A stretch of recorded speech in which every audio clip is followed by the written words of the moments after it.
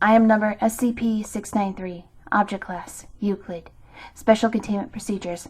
After Incident 693/A/050, all instances of 693 are to be returned to Regulation Containment Locker 12C-K when not in use. As of Incident 693/E, all instances of SCP-693 have been reclassified as Euclid. As such, each instance of SCP-693 is to be contained in a separate steel containment box measuring 25 cm by 25 cm by 25 cm. Each containment box is still to be stored inside Regulation Containment Locker 12C-K. When testing on SCP-693, it is imperative that only hair from the head of the subject be used.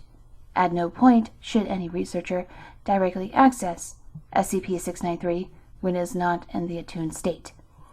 All hair should be removed from SCP-693 by the D-Class involved in its testing before it is to return to the researchers. Description: SCP-693 is a series of 18 cm humanoid dolls, each one made from a single strand of string with beads of onyx for eyes. Several instances of SCP-693 have varied from forms of clothing, from string shirts or pants to cloth headbands and hats. The clothing appears to have no effect on the properties of the doll. New instances of SCP-693 are found with an instruction sheet attached, the contents of which are detailed in Addendum 693/A. SCP-693 reacts as a normal string doll until such a time as a piece of hair from the head of a still living human being is placed in a loop of its string, a process referred to as attunement. For reactions to having hair from a deceased individual used, please see Addendum 693/B. At this point, the doll begins to move of its own volition, portraying the current actions of whoever it is attuned to. SCP-693 also projects all statements made by said individual as if it were them. The doll reliably portrays all actions and speech of the attuned individual for a period of 9 days. After 9 days, the SCP becomes unreliable in both actions and speech, depending on the color of base string. The doll will seek to drive its current owner, in this case referring to whoever placed the hair in the doll, not the attuned individual, to his death, by inaccurately depicting the actions of its attuned individual. Colors and actions are as follows. Red seeks to anger its owner into increasingly violent fits of rage. Blue seeks to send its owner into bouts of depression, leading to suicide. Yellow encourages its owner to engage in acts of unreciprocated lust. Black encourages owner into increasingly dangerous situations. If an instance of SCP-693 is successful in causing the death of its owner, a new instance of SCP-693 will be found on the owner's body. The Foundation currently has in containment 7 red instances, 10 blue instances, 5 yellow instances, and 1 black instance. Addendum 693/A. Transcript of included instructions. Congratulations on your purchase of a genuine Knotty Stalker. Do you love someone, but they won't give you the time of day? Do you wish you could hear what they say about you behind your back? Well, wonder no more. Using this fantabulous product, you can keep track of your loved one's every move, their every word. All you have to do is get a single hair from the head of the object of your desires, slip it under a loose string on our Knotty Stalker, and see what you're missing. Another wonderful product brought to you by the factory. Addendum 693/B.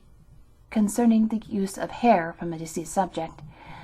When hair from a deceased subject is used to attune an instance of SCP-693, the doll no longer passively represents actions taken by the attuned. Instead, SCP-693 purports to be the deceased, acting as a guide to the owner. Again, at the 9-day mark, SCP-693 becomes unreliable, attempting to ensure the death of its owner. Instance 693-A/050. On unknown date, Director Blank left 2 instances of SCP-693 in his office. Director Blank had recently been the recipient of SCP-050.